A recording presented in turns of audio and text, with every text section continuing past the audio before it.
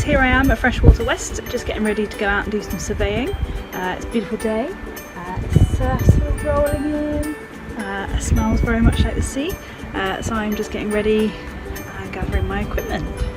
So this is quite a basic survey, which is doing some percentage cover of a transect across a burn site that happened last September. And to do that I've got a tape measure, half metre quadrat, data recording sheets and ID keys, and some personal protective equipment. There's a lot of bramble type plants, so I'm going to wear my wellies, and of course the most important thing, lunch and first aid kit.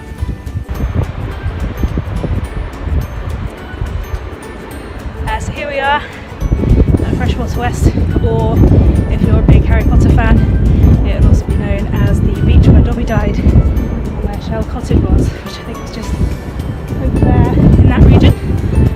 Also little Robin Hood here, so local culture and history. So I'm here to do a succession survey. If you see just down there, last September, it's October now, there was a ill-placed barbecue. It set fire to a lot of vegetation, so we've been keeping an eye on it and seeing which plant species come back first, and sort of the idea of secondary succession, starting from almost a blank canvas, but not quite.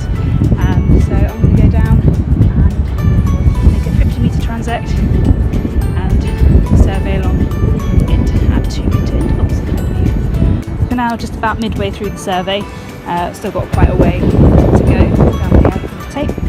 What I'm doing is using this grid to estimate percentage cover of the different plant species. So in here we've got some marram grass and some dewberry, we've got some seed bindweed and a festuca grass, which I'm not entirely sure what it is, so I will get someone back at the centre who's a bit more experienced than I to identify that. Each of these little squares is 4%, so that helps aid the analysis a bit better, and yeah, so that's what I'm doing now.